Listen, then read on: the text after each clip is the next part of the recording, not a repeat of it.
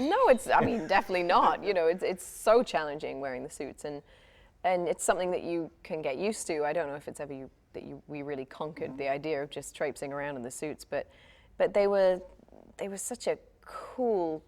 They had such a cool look, and I think it was essential to the story that they weren't CGI'd in or painted in. You know, I think they alter the way you move and in such a dramatic way, and so it was cool coming up with all the stunts and in which way you could use them to their greatest advantage. And well, just you know, I was in it for like 2 minutes, and yeah. I felt. Did you cry? Just afterward. Yeah. I mean, you must have really got. I know you're always in shape. I don't know. But look, you got to How work. dare you? But Did you see that? You went, you're always at you. he does a lot of action movies, and you know, he's always in shape. Emily, you're always a bit.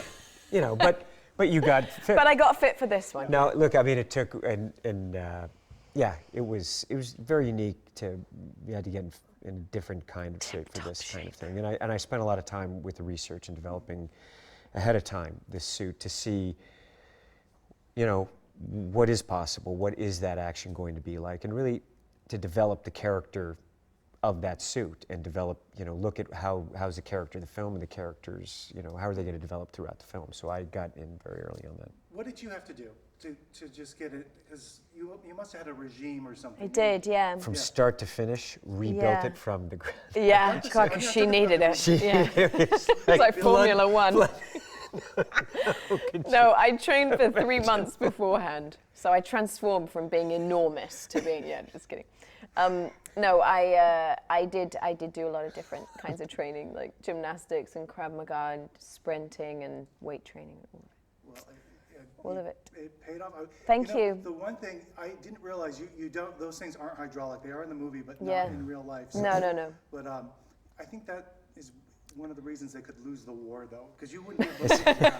That's what I was thinking when I was sitting there. You're like, no wonder they're losing the war, yeah. But, the concept, dying every day, that's just kind of a strange thing. You get to, you have an advantage, like, because there's a little love story there, sort of. Yeah. Because it's your sided love story because she doesn't know who you are. You know? Yes. Yeah. We thought that was such an interesting dynamic for a love story, you know, to have one character have known the other for hundreds, possibly thousands of days, and for me to have just met him that morning. And of course, her character is the only one that really understands and knows what he's experienced.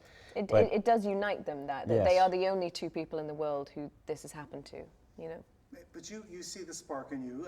I mean, in that one day, even though it's the same, you know, over and over, there's something And that's also to you know, earn that journey and earn that there is a potential for that. And it's, you know, that's what I loved about the concept in the beginning, because I thought it lent itself to, and Doug and I talked, you know, he loved that, I loved that, and he came to me with this, and just thought it lent itself to something that can be adventurous, moving, and for me, that kind of, you know, I found very, very funny.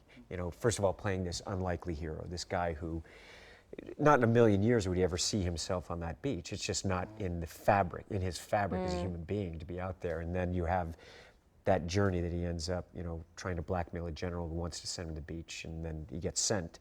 That just lent itself to, you know, really fun story. And you get to kill him So many times. No.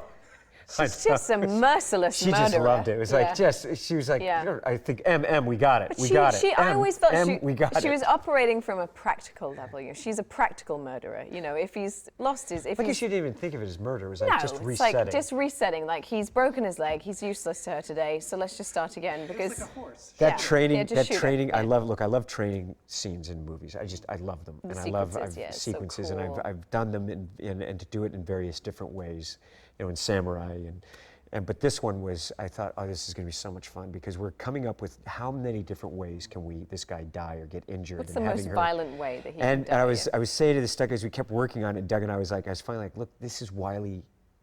Coyote, you know, this is Bugs Bunny. It's like, we've got to have, you know, spin me around, throw me in the wall, you know, and it becomes, you know, humorous at that point. Sorry, go on. Sorry. A lot's happened to you since you wrapped this movie in today. Yes. How is everything? How is motherhood? Wonderful, thank you. Yeah. It's lovely. It's lovely. Different than you thought, or?